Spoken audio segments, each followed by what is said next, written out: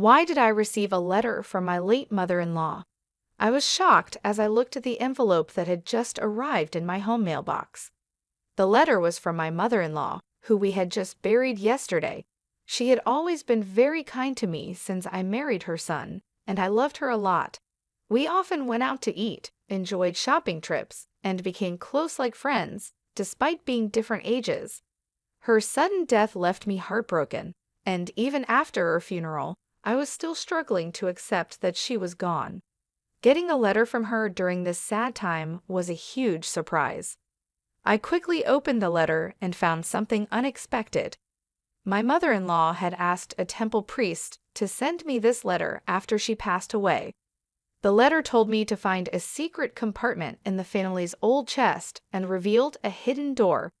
It gave detailed instructions on how to open this hidden door and made it clear I should do this alone. Seeing that my brother-in-law, his wife, and their kids were all out, I rushed to my in-laws' house. Using the spare key, I went in and followed the instructions to open the secret compartment by myself. "It's open," I sighed with relief and looked inside. "My name is Betty, I'm 40 years old, and I work from home as a web designer. I married Kevin, who is 5 years older than me, 6 years ago. We met through a friend and are still very close. However, we haven't been able to have children yet. Both of us love kids and wanted to start a family soon after getting married, but it hasn't happened. I used to feel very sad about this, but there was always someone who was kind to me despite it all, my mother-in-law. Betty, don't worry so much. There's no need to rush," she would say. "Hey, how about we go to the new waffle place near the station for a change?" My mother-in-law always encouraged me and spoke comforting words. She was bright, kind, and caring, and I loved her deeply. She often helped me, and over time, I worried less about not having children. Though I still want children, I've decided not to go for intensive infertility treatments, but to let things happen naturally. Since my husband Kevin often travels for work, my mother-in-law and I usually go out to eat or shop together when he's away. We've grown close, just like friends, despite our age difference. She lives nearby with my brother-in-law's family, who have 4 children. Although she gets along well with them, my brother-in-law and his wife often insult my husband and me for not having children. "Betty, you haven't had any children yet. We have 4 lovely kids here. Being childless is unfilial. Cut ties with your mother-in-law soon," Lisa, my brother-in-law's wife, would say smugly, and my brother-in-law Brian would agree, saying, "Lisa's right." Well, Kevin has never been impressive anyway. Even if you had kids, they wouldn't amount to much. Initially, my husband and I would respond to such cruel remarks from my brother-in-law's family. However, since they never listened, we gradually stopped reacting and tried to avoid them as much as possible. They treat us disrespectfully but act very nicely in front of my mother-in-law. We haven't told her about their behavior to avoid causing her worry. One holiday, my husband, my mother-in-law, and I planned to go out for a meal together. When we arrived at my parents-in-law's house, she wasn't waiting outside as usual. "Is she not ready yet?" I wondered aloud. "She should be coming out soon," my husband replied. We didn't think much of it and waited. However, as time passed 10 minutes, then 15, she still didn't appear or answer her phone. I wondered what was going on with your mom. I started feeling uneasy and increasingly anxious. We rang the doorbell of my parents-in-law's house, but there was no response. We decided to use the spare key to enter. "Hey, Mom," my husband called out as he took off his shoes at the entrance, but still, there was no reply from inside. With a bad feeling, we quickly searched for my mother-in-law, and then we found her collapsed in her bedroom. "Oh my God!" I exclaimed as I rushed to her side, and my husband immediately called for an ambulance. It seemed that my brother-in-law's family was out because no one else was at the house besides my mother-in-law. The ambulance arrived in about 15 minutes, and she was swiftly taken to the hospital, but unfortunately, she passed away there. It was a stroke. My husband and I were heartbroken by the sudden loss, and we cried a lot. Despite our grief, we knew there were many things to do, like preparing for her funeral. The funeral was to be a family affair, and my brother-in-law took on the role of the chief mourner. To honor my mother-in-law, my husband and I worked together with him on the preparations. However, even during the planning with relatives and discussions with the funeral home, my brother-in-law seemed reluctant and showed no signs of grief. He did his duties at the wake and funeral, but often he would call my husband over after talking briefly with relatives, and then abruptly leave, which offended them. During the post-funeral gathering with relatives, my brother-in-law was the first to sit down and refused to get up even when my husband urged him to greet the guests. He just sat there drinking his beer, and his wife did the same. So my husband and I went around, thanking the relatives for coming and sharing memories of my mother-in-law. Seeing his parents just eating and drinking seemed to set a negative tone for the gathering. My brother-in-law's 4 children were busy playing games, laughing loudly and playfully nudging each other, creating a mood that didn't seem right for after a funeral. None of my brother-in-law's family seemed sad about my mother-in-law's death. The other relatives noticed this and didn't try to talk to my brother-in-law and his wife. They just said goodbye and shared memories with my husband and me. Despite the obvious change in the relatives' attitudes, my brother-in-law's family didn't seem to care. They kept ordering more beer, talked about inheritances, and planned trips, even though we were supposed to be mourning. It was disrespectful, considering how much my mother-in-law had done for them while she was alive. I couldn't help but look at them with disapproval. The next day, my husband left early for some errands, and I was at home planning to check the mailbox for the newspaper. That's when I noticed a letter. Wondering who it could be from, I saw it was addressed to me. To my surprise, it was from my mother-in-law. Opening the letter in the living room, I found something unexpected. The letter said that my mother-in-law had arranged with a temple priest to send it after she passed away. It had instructions on how to open a hidden compartment in a chest and the contact details of the family lawyer. There was also a note to make sure I opened it by myself. I read my mother-in-law's letter over and over. Though she was slender, her handwriting was bold and strong. I took a deep breath, touched by the strong strokes of her writing that reflected her strong character. Glancing at the clock, it was 8:20. No one should be at my in-laws' house now. The kids would be at school, and according to a social media post by my brother-in-law's wife, they had left early that morning. With this in mind, I quickly got ready to go to the family home. This morning I saw that they were planning an outing together. They even sent their children to school, even though it was the day after our grandmother's funeral.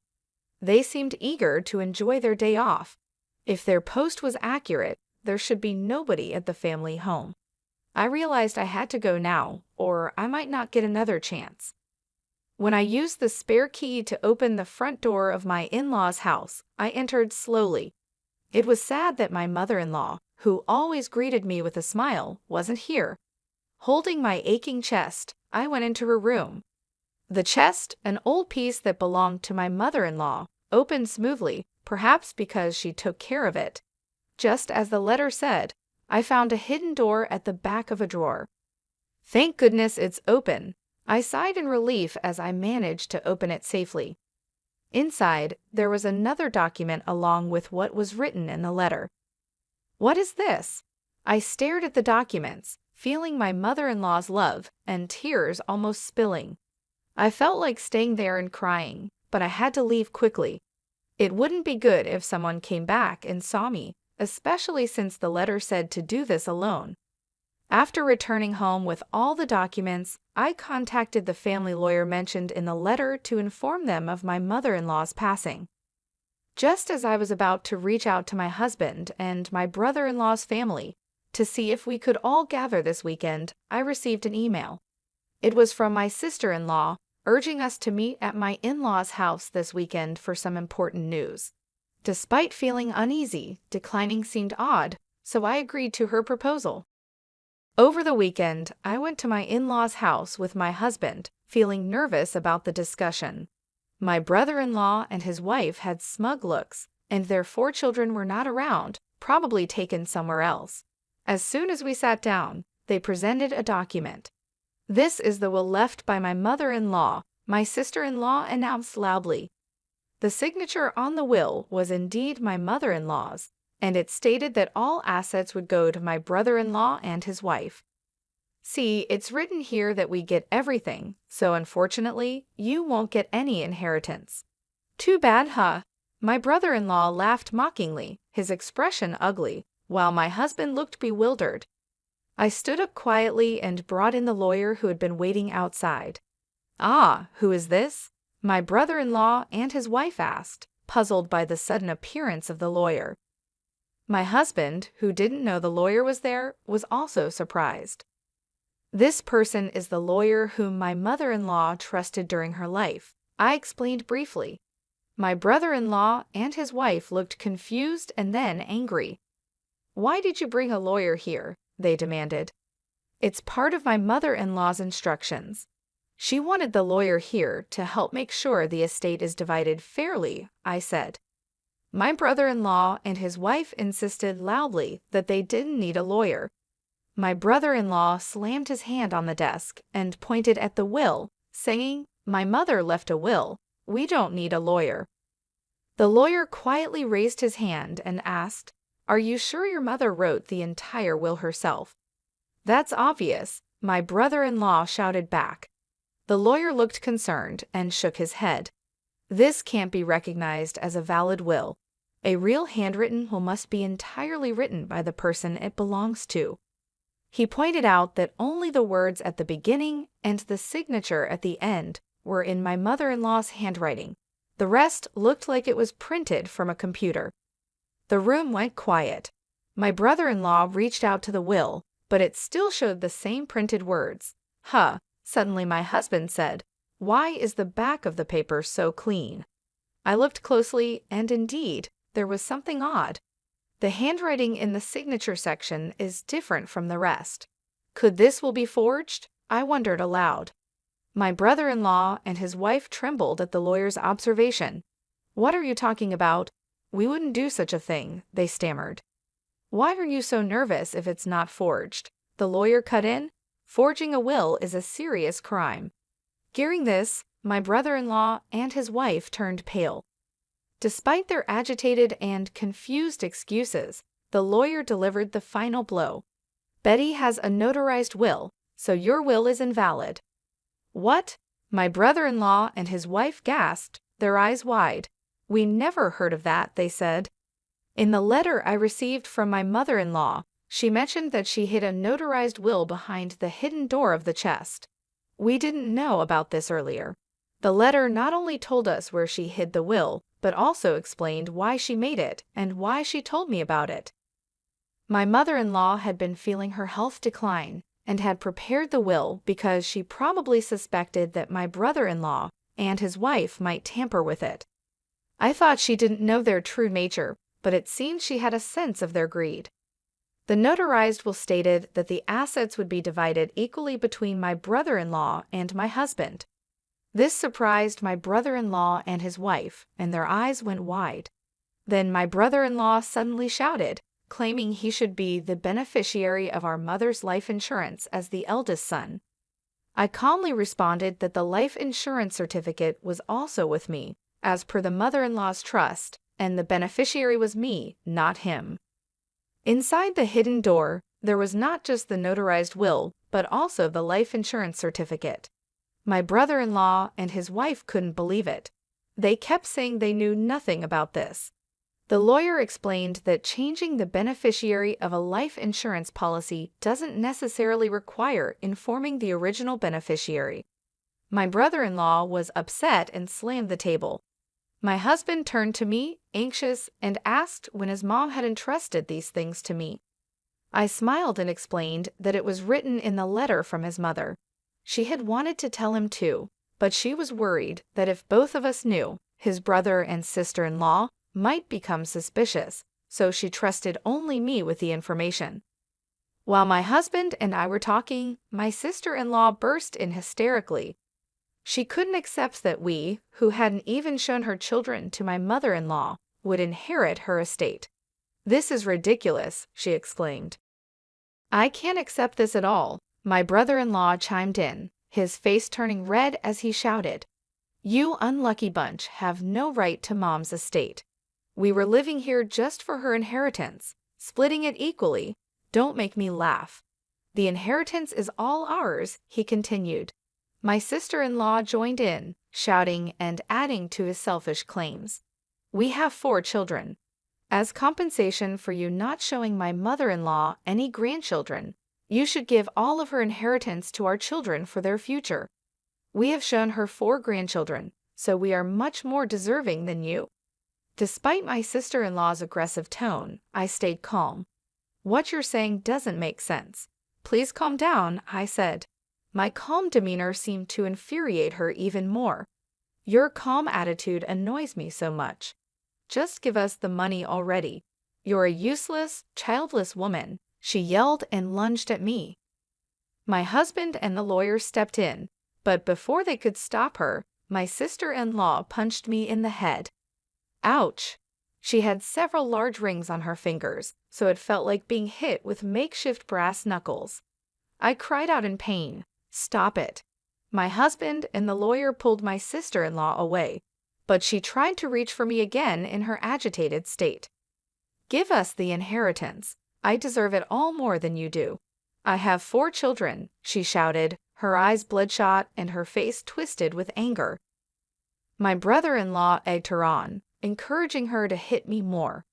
Enraged, my husband called the police. When the police arrived shortly after, he and the lawyer explained the situation. My brother-in-law and his wife were then escorted away by the police. My husband and I thanked the lawyer and decided to send him home for the day.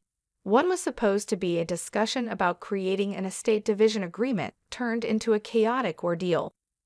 My husband and I agreed to bring a gift of apology another day. He was deeply concerned about me being hit by my sister-in-law, but seemed relieved when I told him the headache had completely subsided after the tumultuous events. I murmured, "It's been quite an intense time." Then my husband brought up something unexpected. "Hey, Lisa seems to constantly talk about the children. You know, she always boasted about showing Mom 4 grandchildren and how great she was. And don't you think she's overly fixated on money?" Indeed, my sister-in-law had been excessively promoting her children and seemed really focused on money during the earlier argument. "Well, she has been quite vocal about the children for a while, and her obsession with money was indeed extreme. Her expression while hitting me was terrifying," I replied. "Yeah, you're right. It's a bit abnormal," he said, and then fell silent. "What's wrong? Is there something bothering you?" I asked, not understanding what he was getting at. "Well, there's something bothering me, and I'm considering suggesting it to my brother. I think it might be a good idea to have DNA tests done for their 4 children." My husband's response surprised me. "DNA tests?" "Yeah, and I'm also thinking about proposing a background check on Lisa. Something doesn't sit right with me. It's just a gut feeling."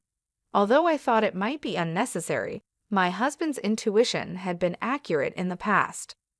"Okay, if that's what you suggest, let's propose it to your brother later on," I agreed. When my husband told my brother-in-law about the idea, he ridiculed and yelled at him extensively. "Just because you don't have kids yourselves, don't doubt ours," my brother-in-law shouted. But before parting ways, he took some materials about DNA testing from my husband. Perhaps he had some doubts as well. The first revelation came from the DNA testing between my brother-in-law and his children. It turned out that 3 out of the 4 children didn't share his blood. I was a bit suspicious of the youngest child because they didn't look much like any of us, but I was surprised about the middle one too. My husband was speechless, and my brother-in-law decided to investigate his wife's background thoroughly. The results were shocking. It turned out that my sister-in-law had relationships with multiple men, even before marrying my brother-in-law. Recently, her affairs were discovered by the wives of her lovers, who then demanded compensation. Since my sister-in-law was at home more often than my brother-in-law, she was able to hide any evidence like registered letters. The compensation demanded was far more than she could afford from her earnings or savings. It became clear that she was determined to get her hands on my mother-in-law's inheritance at any cost. Eventually, the situation escalated, and my brother-in-law and sister-in-law ended up in a violent fight, throwing things and hitting each other until the neighbors, unable to stand the noise, called the police. Both were taken into custody, facing charges for forging the will and now additional charges of assault. Further police investigation revealed they had committed theft and harassed wealthy individuals among other offenses. Eventually, they both ended up in jail. As for the future of the 4 children they left behind, my husband and I were deeply troubled. Since my mother-in-law's passing, we were the closest relatives. We considered taking them in, but decided against it after much thought. The children had been influenced so much by their parents that they casually insulted us as childless incompetents. The oldest at 19 should know right from wrong, and the youngest at 7 should understand proper behavior. Yet they smirked and insulted us every time they saw us, even with their parents in trouble. Our 16-year-old nephew said we'd be better off raised by childless idiots, which was more than we could bear. Facing such hostility, we couldn't find any affection for the children or any hope of raising them to be decent people. Ultimately, we contacted my sister-in-law's parents and decided to sever ties with the children. It seems the children understood our decision, as our nephew said, "I'd rather live in Grandma's old shack than with the brainless, childless couple." With those words, we felt it was best to leave things as they were. We haven't told the children that the younger 4 aren't biologically related to my brother-in-law. Whether we share this fact or not, we leave it to the relatives of my brother-in-law and his wife to decide. My husband and I decided to move to a distant place, using the inheritance from my mother-in-law to start anew. We moved to a place full of greenery and nature, where we quickly felt at home. There's a charming waffle shop near our house, and every time we pass by, we wish my mother-in-law could have visited it with us. Soon after the move, I found out I was pregnant. When the Prig-Betty test showed a positive result, I couldn't help but scream with surprise and happiness.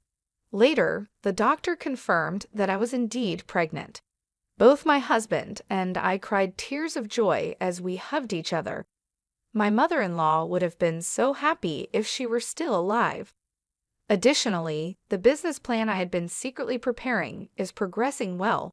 Both my husband and I are working hard, looking forward to the arrival of our child and enjoying fulfilling days full of happiness.